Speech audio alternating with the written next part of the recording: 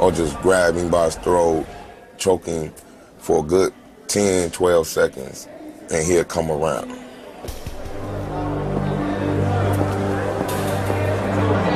Many new inmates don't realize they're prey until it's too late. For inexperienced newcomer Scott Crandall, he knows just enough to be worried. It's his first week here. It's scary at first, just expecting the unknown. It's like walking into school for the first time, like into high school or something like that. High school is the world Crandall left behind. Just 2 years ago, he was in 10th grade, an ordinary kid from a good home. One night in December of 2004, his life drastically changed. It started when Crandall accidentally rear-ended a car. Angry, one of the car's passengers punched him and then sped away. Crandall chased him, pushing the other vehicle off the road and into a telephone pole. The crash injured a pregnant passenger in the other car, and she miscarried her baby. Crandall was found guilty of involuntary manslaughter and sentenced to 7 years. Now he has to figure out how to live and survive as an inmate. Unlike many of the prisoners, Crandall's not violent, street smart, or strong. 3 strikes against him as he tries to make his way in a criminal world. All that stands between him and veteran convicts is the institution. Ernie Moore is warden of Lebanon. He's roaming the cell blocks, doing his best to keep the inmates safe from one another. How's it going? I'm ready to go to the shower, sir. All right.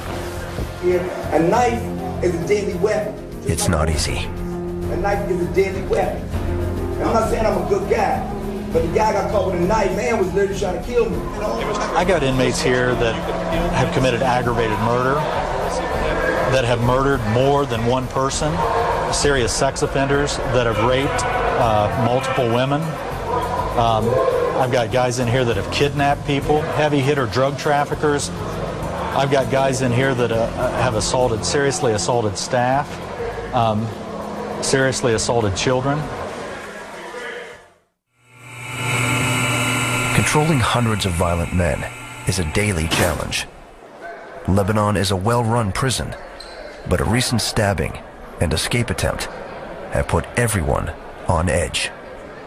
Still, staff try hard to rehabilitate inmates through various programs, including work in a license plate plant that makes all of Ohio's plates. We need to work with these guys because 80 or 90% of the inmates, even here at Lebanon, are someday going to be back out in society. But many inmates don't care about their future and rehabilitation. They care about the here and now. To make their lives more comfortable, they'll steal from whomever they can. Many new inmates fall prey to exploitation through activities that seem harmless. Gambling, borrowing, even accepting gifts can put them in another's debt. Crandall will have to quickly learn these unwritten rules, or risk losing what safety he has left. I hope something good comes out of this, that I can actually keep going. I just hope it all turns out all right in the end, but right now I don't know.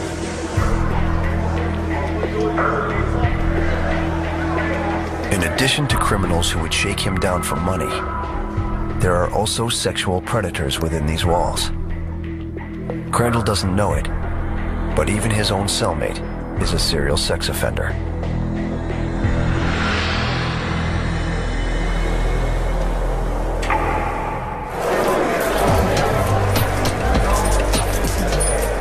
In prison, there are the predators, there are the prey. And there are the staff that try to keep them separate. Few jobs are as dangerous as this one. In 1993, inmates rioted against the staff of one Ohio prison, killing one guard and taking 12 others hostage. When staff are attacked at Lebanon, the inmates are brought to a special segregation unit. This is it. Welcome to the hole. If Lebanon is a city made of criminals, then this is the neighborhood no one wants to call home. You all right? And this young man right here said this is the slums. He said the food is cold, which is, I guess, is different in population. Yeah, see? He said it's dirty compared to... Spiders biting. And that's real. See? You hear what he said? And that's real. He's being real. You know what this would be? This would be the part of the city that nobody cares about. That when you get off the highway here, and you say to yourself, uh-oh, I got off at the wrong exit. That's what part of the city the hole is. Yeah, it's different. You know when you come in here, there's something different going on. That's right, baby, that's right. Sanford Whitlow has worked at the prison as a corrections officer, or CO, for 12 years. COs are probably the lowest form of law enforcement that everybody ever recognizes. They forget about you, but you're unsung heroes because you deal with all the people the world wants to forget about. Nobody want to talk about the truth. The guy who raped the kids and molested the kids over and over again, he thought about that. So now I got to deal with this guy every day, and I'm supposed to remain 100% professional, and he's supposed to be 100%, and we're supposed to get along. He's supposed to follow the rules. He don't care about the rules. So you got to take it to the edge on them a lot of times. But not all officers can stand up to the pressure. The convicts single them out for harassment and abuse. 23-year-old Justin Johnson will soon find out if he can cut it. Fresh from college with a degree in criminal science, he's about to be sworn in as one of Lebanon's newest officers. Johnson's considering a career with the FBI. He figures prison is a great place to study the criminal mind. I'm doing something good, you know. Society, really, they don't want these people around. That's why they're in prison. They've committed crimes. I keep them here. Officer Johnson, welcome aboard. Thank you.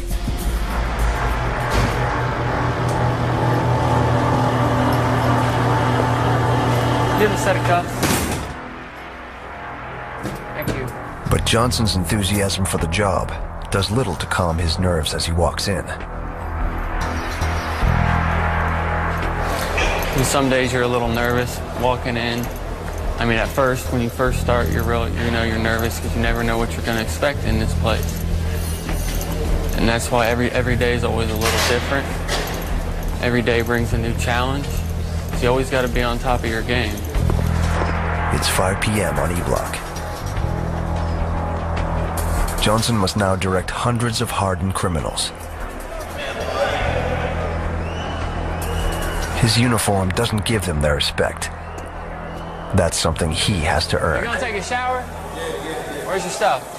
You ain't taking it. All right, get wet. Get wet. Almost immediately, the inmates start to test him. What do you want?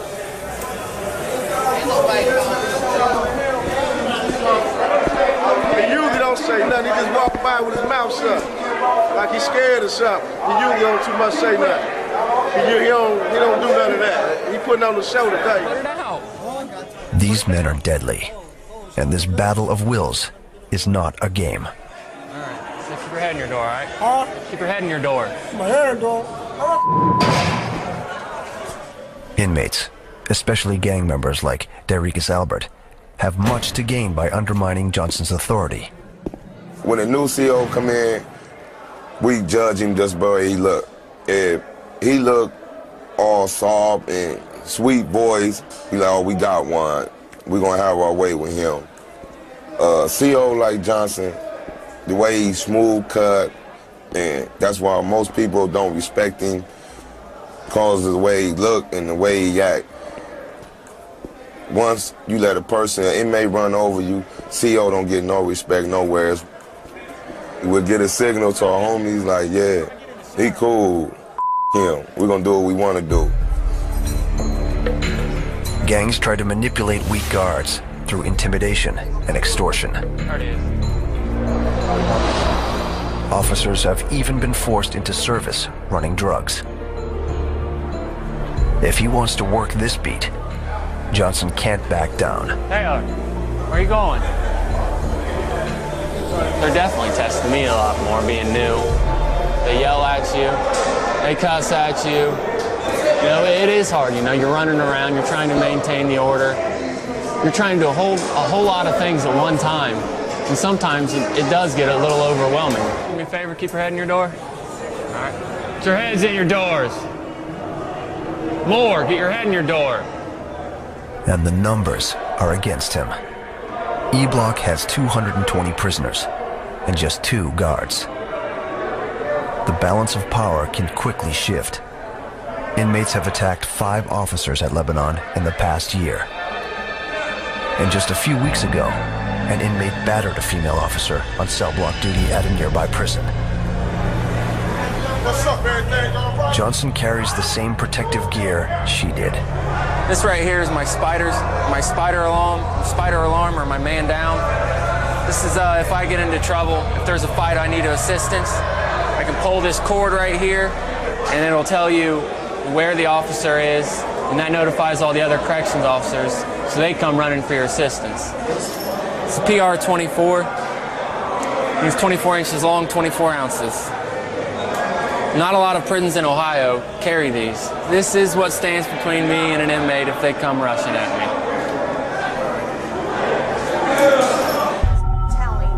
Scott Crandall is also feeling the pressures of his new home. It's the start of his 3rd week. He's enrolled in GED classes, but they're not providing him the information he really needs, knowing whom to trust.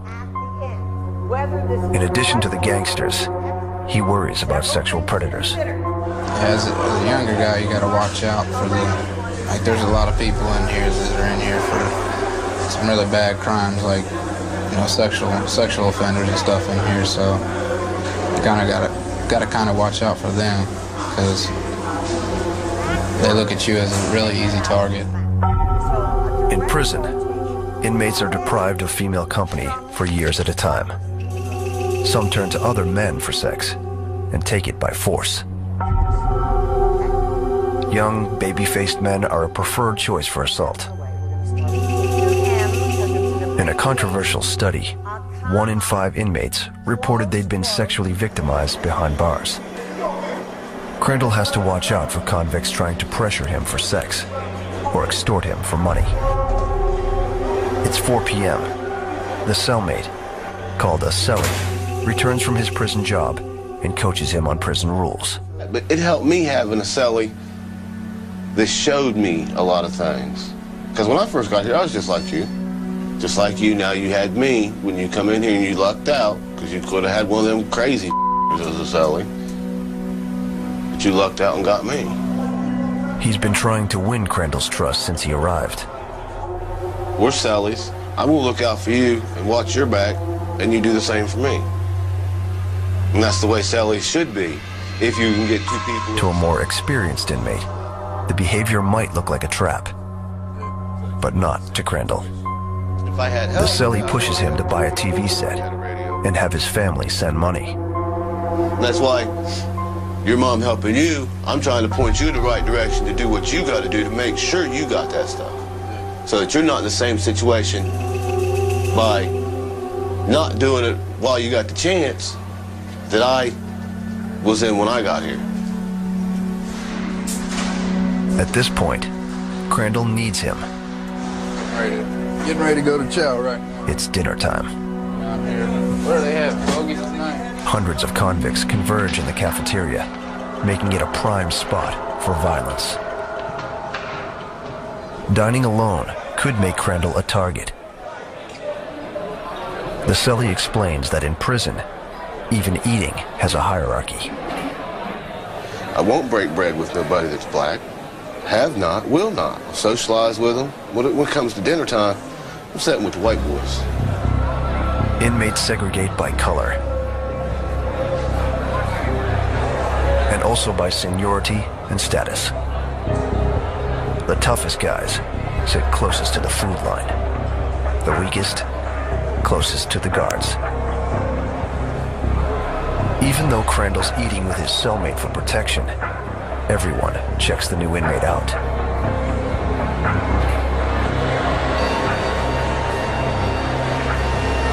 Sooner or later, Crandall will have to stand on his own and prove he can fend for himself.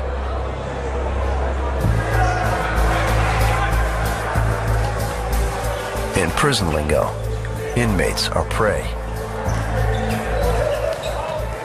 and predators are convicts. For you to call yourself a convict, you gotta be penitentiary orientated. That means know what you're dealing with from top to bottom. I watches everything. And I got people that watch for me too, so if I miss something, they'll catch it. Just 4 weeks ago, the Crips stabbed an inmate who tried to get out from under their control. Paroled inmate Moore willingly gave his name and date of birth and advised this writer to watch her back. Now, Warden Moore and his staff are watching them closely. I do know inmate Albert. Albert is recognized, and we have him profiled as the leader of Crips at this prison. To stop Albert, the staff has to catch him breaking a rule, and that's hard to do. Typically, when you have a gang leader in a prison, very seldom do they get themselves in a position where they can be found guilty of some kind of rule violation. But the danger that they pose is the amount of respect, or, for lack of a better term, authority that other inmates perceive them to have. Recently, the staff scoured the prison for weapons. They discovered hidden materials to make knives. Attacks have been on the rise across Ohio, and the warden is anxious to keep his prison safe. Now, he has just learned from a national agency that Crips across the country are planning riots. There's no time to waste. He calls for a shakedown. Tomorrow, members of the state's special response team will descend on Lebanon and turn it inside out.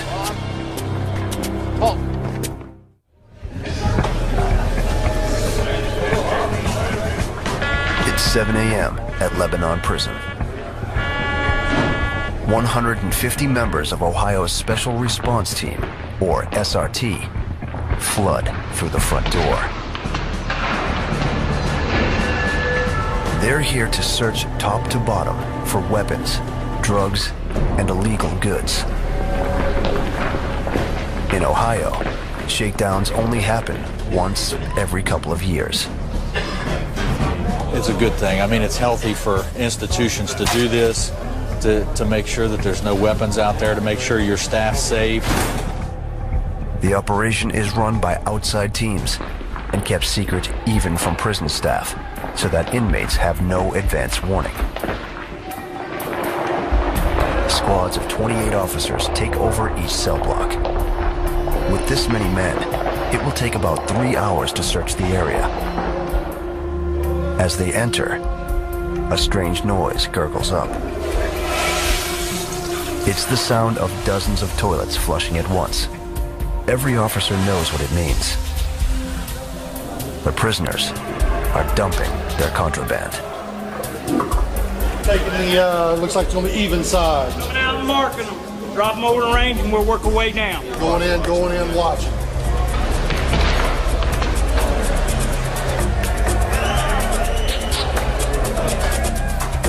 Officer Justin Johnson helps the SRT.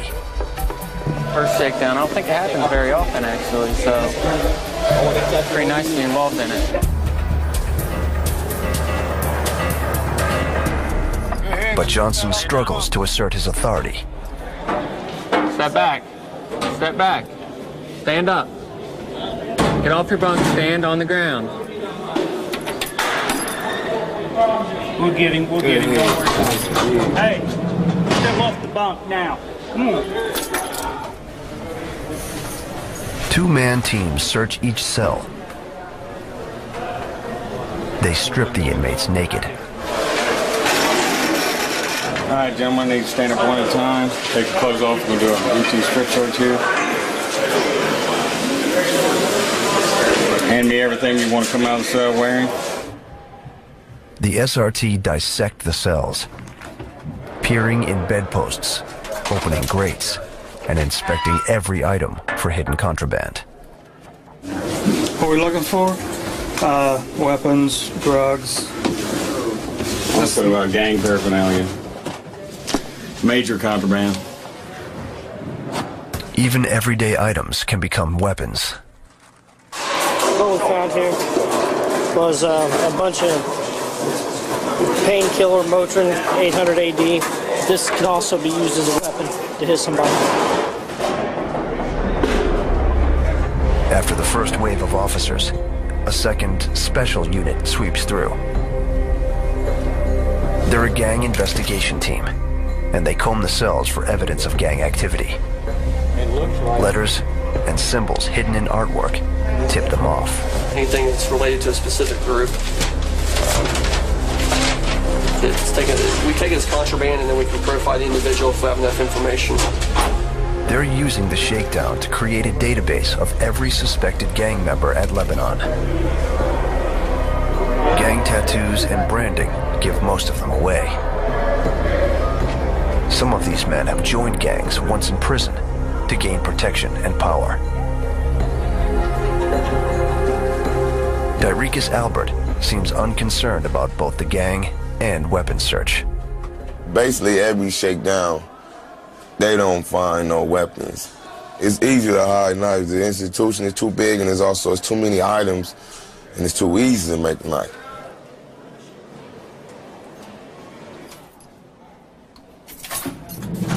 Scott Crandall and his cellmate are next to be searched. They told us to take all the stuff off our beds, take the sheets and everything off our beds, shake them out. They took our mats to have them x-rayed. Any and every hiding place is examined. This mattress concealed a tattoo gun, probably used to mark gang members. And a homemade screwdriver. It was inside the mattress? Inside the mattress. Good job. Did you pick it up, Bradley, on the machine? Yeah. Good job. And that's not all that's found. After 10 hours of exhaustive searching, the SRT have identified almost 100 new gang members and confiscated a small but sinister stash of contraband. From the menacing, He used to wrap up tight, come up behind somebody, and make a real nice choke tool. to the ingenious, hollow highlighters that are used to hold blades. They got a nice handle that fits comfortably in the hand. They've tightened it up so that it doesn't slip and slide, fits snugly, and you have the makings of a very nice shank, something that could certainly kill somebody. But remarkably, no actual knives are found. The biggest challenge for the prison isn't confiscating the weapons, it's stopping the criminal mind. And to stop it, first you have to understand it. Officer Johnson uses a conversation with Dyricus Albert to get a closer look at how the Crip leader thinks. What are you gonna do when you get out? Same thing. Same thing? I refuse to be a deadbeat dad. And I'd rather die trying to feed my son than not trying to feed him. Damn. I've learned a whole lot. I mean, just talking with them, seems like their minds are totally different. They just think different than you and I. You know, why buy food when you can steal food? That's their thought. Crime is what they know. That's what they do. But Albert has his own reasons for talking to Johnson. If he can gain the officer's trust, he might have more leeway to run his criminal enterprise. You study him. You take a CO and get to talking to him. You see what he like. So it's basically about the money. So we're not gonna put a CO in front of our money. We gotta make money. That gangsters started this. They don't say that, and that's the main thing. is gangsters make the world go round. And it's true. The governor, the president, they got something to do with all that. I don't know about that. And they do. Johnson knows Albert probably has an agenda. But then, he hears something he doesn't expect from the leader of the Crips. The dude I killed, his mom supposed to come see me. And we supposed to talk about it and stuff. He reveals that a year ago, he agreed to participate in a program that allows victims to confront the criminals that hurt them. I'm not doing this for my health. I'm doing this for you to give you closure, so you more your son better. But you sitting here throwing. Albert's motivation is unclear, but meeting the mother of the man he killed will prove much harder than he thinks. In the 4 weeks since his arrival at Lebanon, little has changed for Scott Crandall. He's yet to become one of them. They're making fun of you bad, Holmes. His cellmate is his one and only friend. Crandall's slow to reach out to others in prison. He's still focused on his old life. Under pressure from his cellie, he's agreed to buy a TV set, and his mother's been sending money. She's helped me through all this. She's trying her hardest to take care of everything for me. My mom's just the best person in the world for me. There's nobody better, really.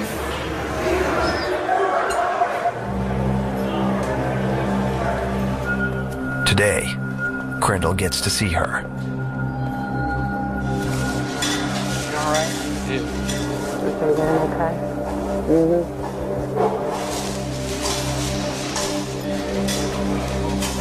He's looking forward to news from home. He don't like me helping him with his homework. He wants you back home so you can help him with his homework. I like to hear what's going on, just the little things that people usually look over when they're on the outside. I like to hear that kind of stuff. It really doesn't matter what. It kind of hurts a lot more that I'm missing out on it. He keeps giving me kisses and he sticks to me everywhere I go. Cheech goes crazy. His mother's light stories are a sharp contrast to prison. Crandall's stories are from a very different world. My block is for all, well, not all of them, but most of the people that are in here for murder and stuff like that. My block's not exactly the best block here. I think it's probably the worst block here. His life has changed, and Crandall has to change along with it. Everybody out there that doesn't think that they can be put in a place like this and nothing will ever happen, they're just really one mistake away from getting put in here, so. Without friends, without family, he has to make it on his own. The visit is over. I'll be back on the 26th, and I'll try to get the phone straight around so you can call home, get your TV, okay? I love you. Hang in there. I will. Get you out of here. Yeah. You know? Yeah. Just watch your back for me, okay? I will. Careful. This is the closest to losing a child you can get to. And it doesn't go away. It stays with you. I get to go home to worry about what's going to happen here.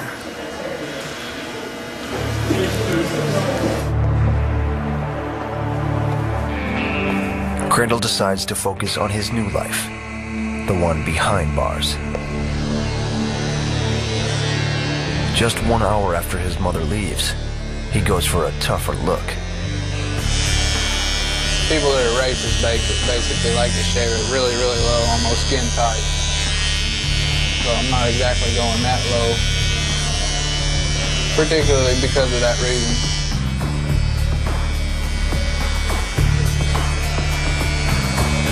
On the outside, I was known as Scott. Now I'm inmate number 508080.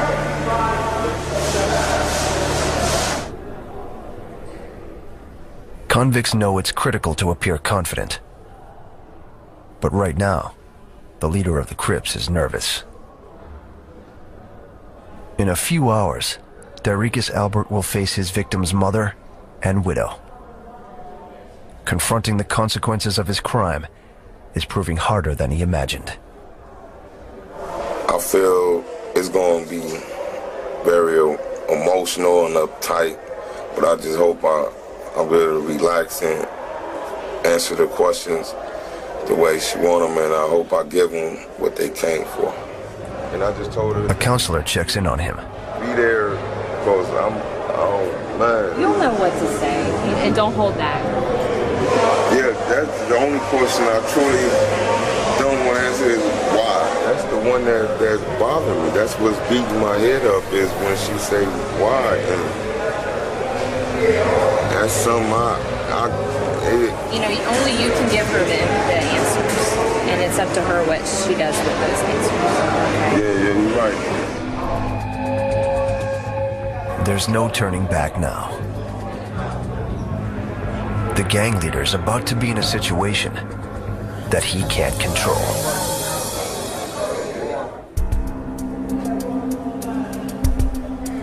As the meeting grows closer, Darius Albert struggles to keep his composure.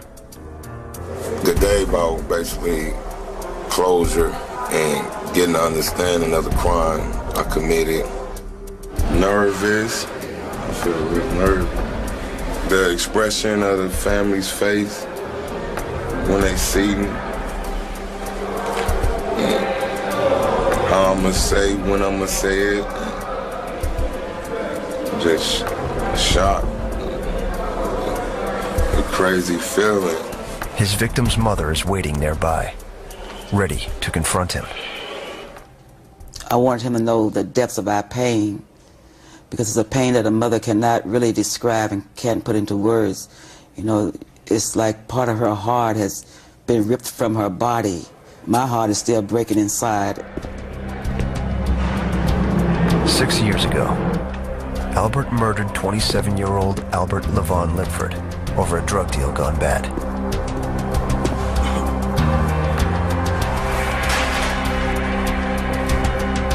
Now, he must account for his actions.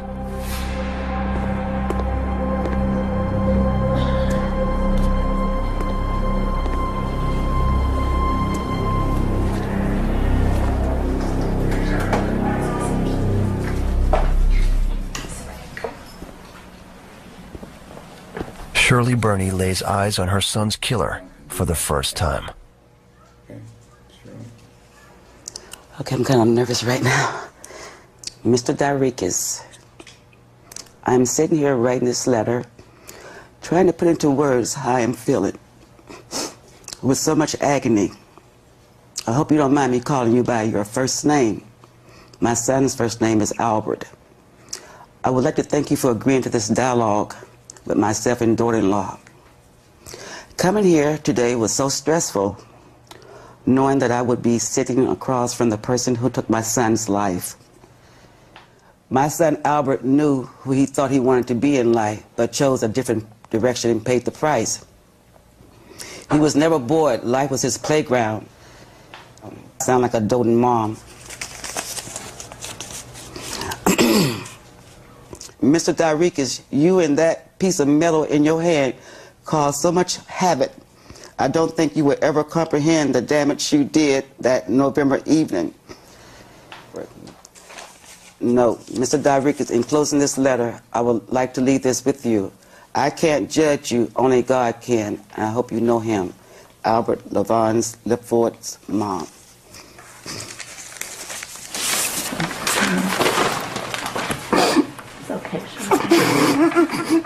The mother and widow console one another.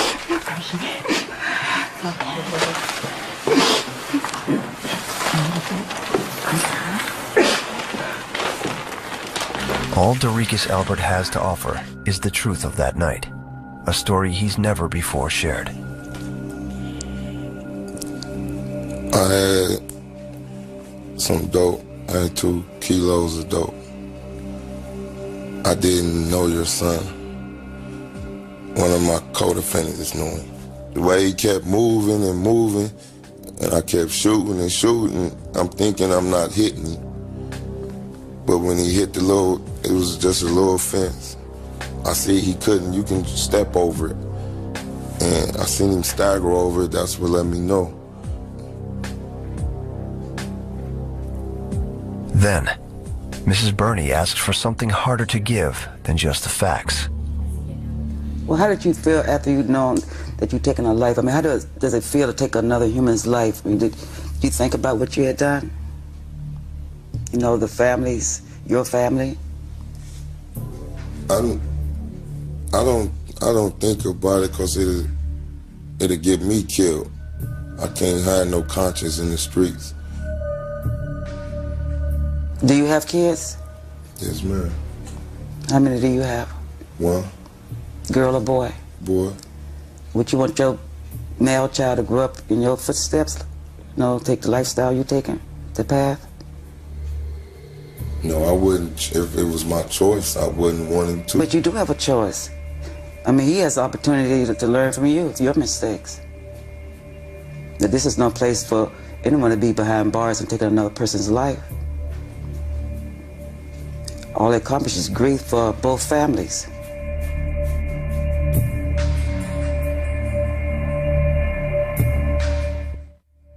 I know I can't ask you to forgive me, or I can't say I'm Excuse sorry. me, I want to cut you off right there. I forgave you a long time ago.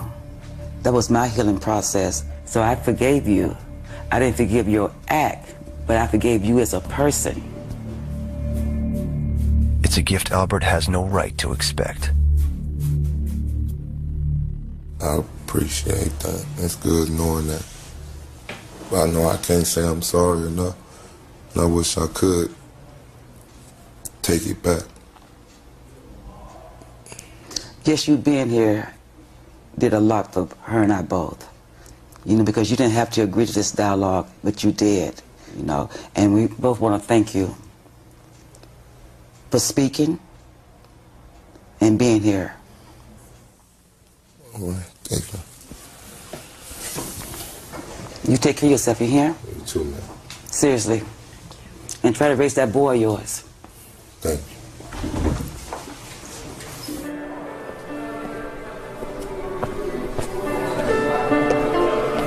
The meeting over, Albert heads back to cell block E. Elsewhere in Lebanon, Scott Crandall is growing into his new identity. He ventures out alone at Rec to make new friends. He's aware that there are dangers here and people he needs to avoid. But he knows that for the next 7 years, this is the life he's got to live.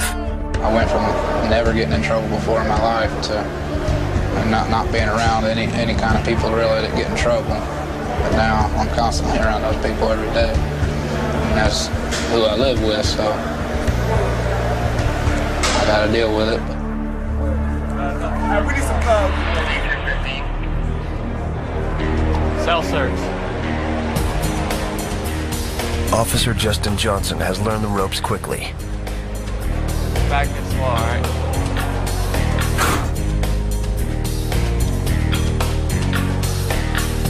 3 months into his new job, he's established his authority. And he's not afraid to use it. Found it in your bedpost. You don't know what it is, huh? Right. You did a good job. You found it. Issue a conduct report. And at first, you know, you really don't know what to expect, so you're not very confident at all. But as every day goes by, you learn more, and you do become more confident. You smoking in here? Sure smells like it. Faces a choice about his future. Knowing what I committed and what I did, and for me to accept it and go on, it does a lot for me. When my victim's mom shook my hand, I felt like I was gonna melt because of seeing her and knowing that I took her son from her. It was, my knees, I felt like I was gonna buckle. It made me think about my son and what I was going through.